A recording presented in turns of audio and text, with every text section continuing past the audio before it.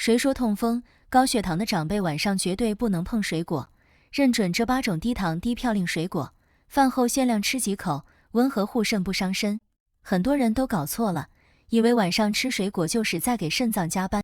其实根据临床肾脏病学的基本常识，肾脏是全天候不停运转的器官，白天过滤，夜里也在代谢，从来没有下班的时候。入睡之后，全身血流会整体放慢，肾脏的滤过效率也随之下降，转入以自我修复为主的状态。这几个小时里吃进去的东西，直接影响肾脏当晚的工作量。吃对了品种，提前一点吃，能让肾脏轻松修复。吃错了，或者太晚才吃，反而给肾脏添乱。今天结合台湾地区卫福部、美国国家肾脏基金会等权威机构的营养数据，给大家整理出8种适合晚间少量食用的水果，每一种都讲清楚挑选方法、正确吃法和常见误区，长辈放心看，放心吃。本文内容主要参考以下权威来源：台湾地区卫福部食品营养成分资料库、美国国家肾脏基金会肾脏友好饮食指南、美国农业部营养数据库、悉尼大学血糖指数数据库、哈佛大学公共卫生学院研究报告、中华医学会肾脏病学分会临床指南。每一种水果的营养数字都有出处，每一个建议都有依据，不是随口一说。先来讲第一种，蓝莓。蓝莓在所有护肾水果里属于顶级优等生。根据美国国家肾脏基金会发布的肾脏友好饮食指南，半杯蓝莓的钾含量不足150毫克，同时钠含量极低，磷含量也很温和。不管是普通养生人群，还是慢性肾病各阶段的长辈，甚至需要透析洗肾的朋友，都可以放心吃。根据美国农业部营养数据库，半杯蓝莓热量大约40大卡，含有约2克膳食纤维，属于低升糖食物，晚间适量吃一点，血糖不会剧烈起伏。3高需要控糖的长辈特别合适。蓝莓最珍贵的营养是花青素。根据英国东安格利亚大学发表在美国临床营养学杂志上的大型随访研究，长期摄入富含花青素的浆果，有助于减轻血管的氧化应激损伤，延缓全身微血管老化。肾脏的核心结构是数以百万计的肾小球，每一个肾小球就是一团微血管过滤网，血管弹性好，肾脏功能才能维持稳定。夜间血流放慢的时候，花青素刚好能提供保护，相当于给肾脏的微血管筑起一道防线。挑选蓝莓，重点看果皮表面那一层均匀的天然白霜，这层白霜是蓝莓自身分泌的糖醇物质，能锁住营养，保护果实新鲜。果实饱满，捏起来有弹性的才新鲜。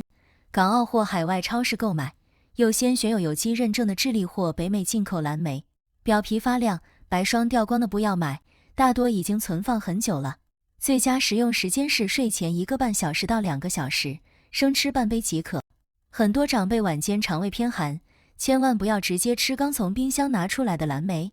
容易腹胀胃痛。提前取出回温，再用流动温水轻轻冲一下，去掉凉气再吃，就很温和了。这里要纠正一个很多长辈容易踩的坑，不要用盐水泡蓝莓。盐水是高渗溶液，会破坏蓝莓娇嫩的果皮，损耗花青素，还容易让表面残留的农药渗进果肉里。正确做法是放进漏网里，用流动清水轻轻冲洗2分钟，干净又安全。另外，长期服用华法林等抗凝药物的长辈，蓝莓可以吃，但一定要控制在半杯以内，不要一次性吃太多，摄入量忽高忽低，容易造成抗凝指标波动。高尿酸、痛风的长辈完全不用担心。根据权威食物成分表，蓝莓属于极低嘌呤水果，晚间适量吃，不会触发夜间痛风发作。如果觉得蓝莓价格偏高，第2种平价替代水果就是春夏最常见的新鲜桑葚。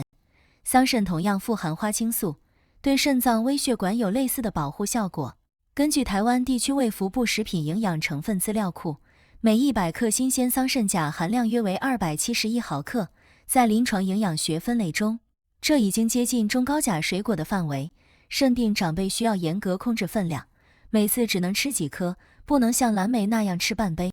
这一点必须格外提醒大家，绝不能因为桑葚好吃就贪多。临床上需要严格限钾的肾病中后期患者、透析或洗肾人群，建议先咨询医生，再决定是否食用。新鲜桑葚热量极低，每100克仅32大卡。挑桑葚切记别买红色的，红色代表还没熟透，酸涩含量高，容易刺激胃酸。一定要选通体紫黑色，颗粒沉甸甸、油量饱满的，才是完全成熟的桑葚。老人家肠胃普遍偏寒，生冷水果容易引发夜间肠痉挛，可以提前拿出来回温，用温水轻轻漂洗。体质特别虚寒的长辈，洗干净后搭配一片生姜，静置10分钟，用生姜的温性中和桑葚的凉性，既生津又护脾胃。桑葚有一个明确的禁忌，肠胃不舒服的时候别吃。桑葚膳食纤维丰富，如果正好腹泻或肠胃紊乱，晚上吃会加重肠道蠕动，影响睡眠。还有一点必须提醒，晒干的桑葚干钾含量和糖分全部浓缩，属于高负担食材，肾病长辈绝对不要碰。第3种是草莓。根据美国国家肾脏基金会的食物分类指南，草莓属于极低钾水果，半杯草莓仅28大卡，钾含量约130毫克，完全在肾脏轻松代谢的安全范围以内。草莓的核心优势是富含维生素 C 和鞣花酸。根据发表于《农业与食品化学杂志》的研究，鞣花酸具有良好的抗炎和抗氧化作用，有助于保护微血管细胞。而且草莓果肉软嫩，入口即化，牙口不好的高龄长辈也能轻松食用。挑草莓记住3招：看果蒂要鲜绿不发黑，果肉通体全红，表面芝麻颗粒饱满凸起，闻起来有自然浓郁的果香，轻轻摸起来有弹性，不软烂不流水，就是新鲜好草莓。清洗草莓有一个误区一定要避开，绝对不要先摘掉果蒂再冲洗，摘掉果蒂会留下伤口，水里的杂质和农药会直接渗进果肉。正确做法是带着果蒂用流动清水冲洗5分钟，洗干净之后再切掉果蒂，干净又安全。很多人喜欢蘸炼乳或蜜糖吃草莓，这是晚间吃草莓最大的陷阱。根据世界卫生组织的膳食建议，精制糖和过量果糖会加重肝脏代谢负担，引发胰岛素抵抗，间接造成肾小球高压受损。想护肾，晚上一定要吃原汁原味的鲜果。有胃食道逆流或胃酸倒流问题的长辈要注意，草莓含有柠檬酸和苹果酸，太晚吃或空腹吃容易刺激胃酸分泌，夜里躺下容易烧心反酸。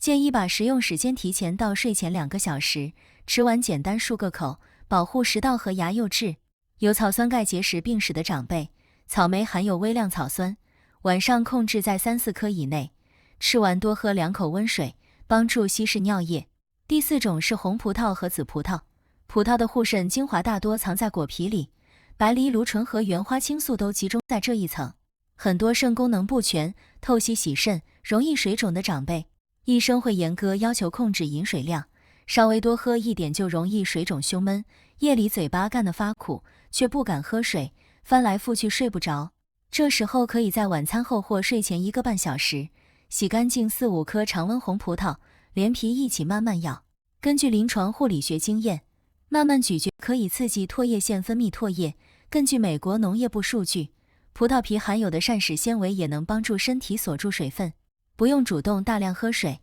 就能有效缓解口干舌燥。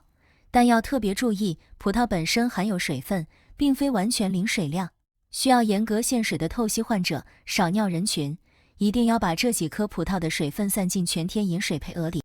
避免水分超标。根据老年医学会的安全提示，绝对不要去吃冰冻过的硬葡萄。长辈在半躺或躺卧状态下含硬物，极易发生误吸或气管窒息。冰冷刺激对肠胃也不好。美国国家肾脏基金会曾公开提醒，晚上千万别吃市售葡萄干或浓缩葡萄汁，这些加工品脱水后，有益的膳食纤维全部流失，只剩下高浓度糖分，会显著升高夜间血糖，还会增加尿酸和脂肪合成，对微血管非常不利。根据悉尼大学血糖指数数据库，鲜葡萄的升糖指数属于中低范围，但血糖偏高或糖耐量异常的长辈，晚上仍要严格控制在3到4颗。挑葡萄先看果梗，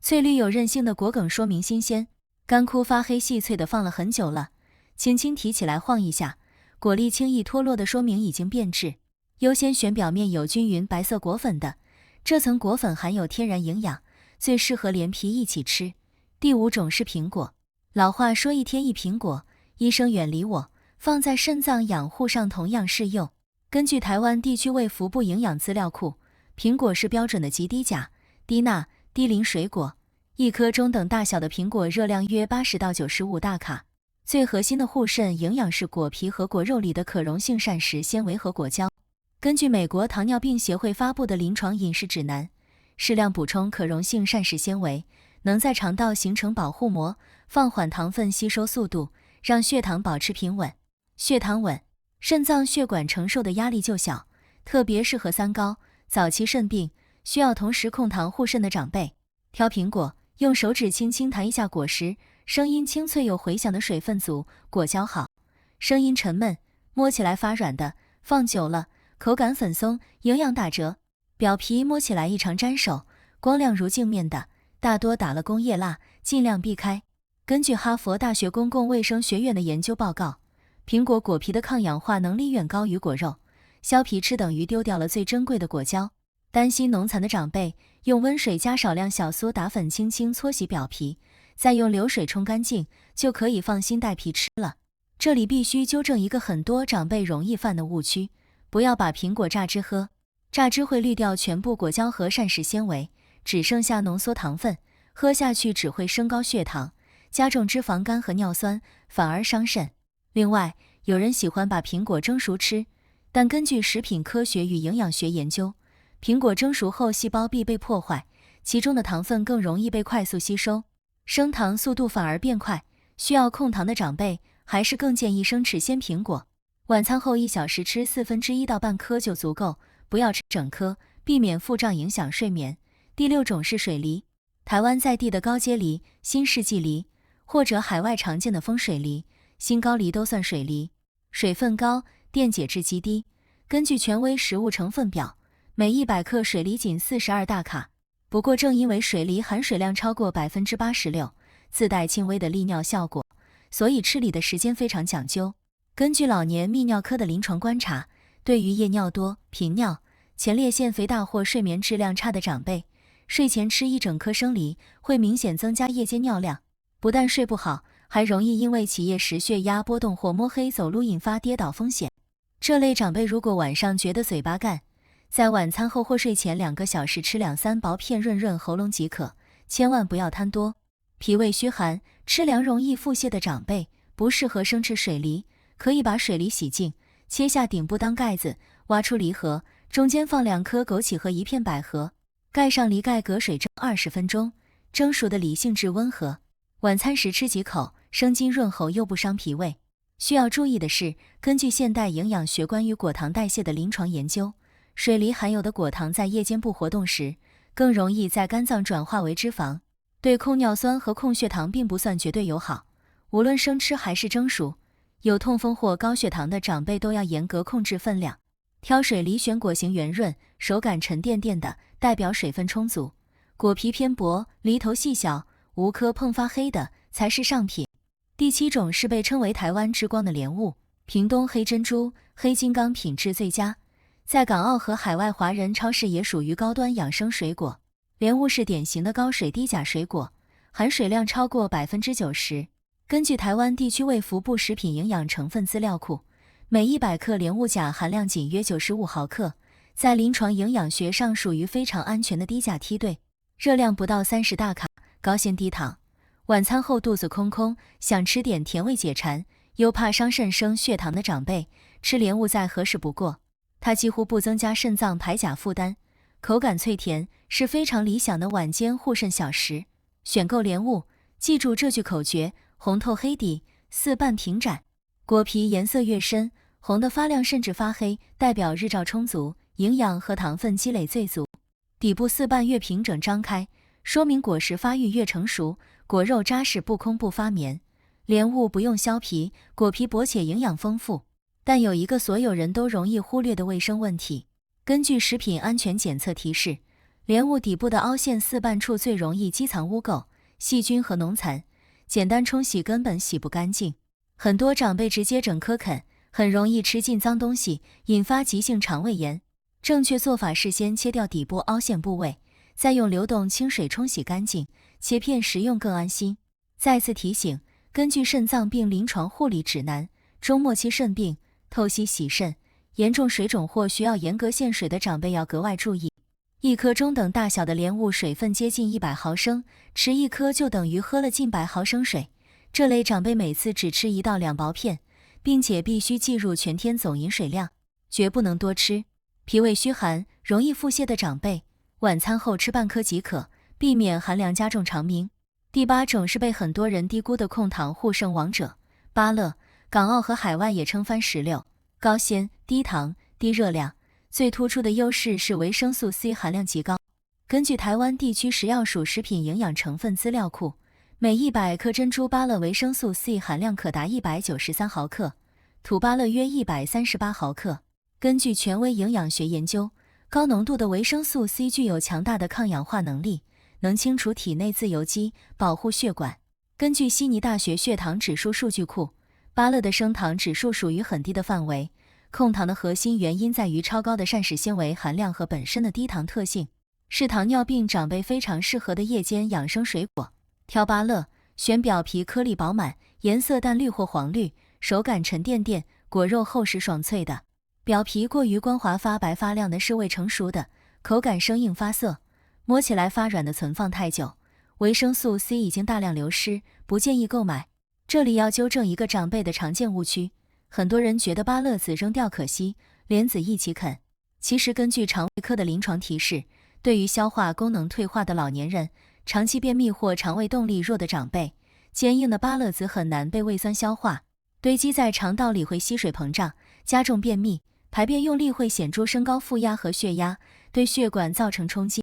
长辈建议用勺子挖掉中间带死的果瓤，只吃外层爽脆的果肉，护肾又安全。牙口不好的长辈，可以把去籽的芭乐切块，加少量温水打成泥，不过滤粗纤维，口感软糯好入口。另外，一定要避开夜市常见的甘草芭乐或腌渍芭乐。根据高血压防治指南，加了大量甘草粉、梅子粉、盐的腌渍芭乐是隐形杀手，高盐会升高夜间血压，破坏肾脏过滤功能。吃芭乐一定要吃原味鲜果。肾龄偏高的长辈也不必过于担心，根据食物成分分析，芭乐微量的磷主要集中在果瓤和籽里，彻底挖干净籽和软瓤，只吃外层果肉，对血磷影响很小。肾病3期以内都可以放心少量食用，肾病4到5期及透析人群，依旧需要控制单次分量，晚餐后切勿多食。最后跟大家说一句最实在的话，水果食疗永远只是日常辅助养护，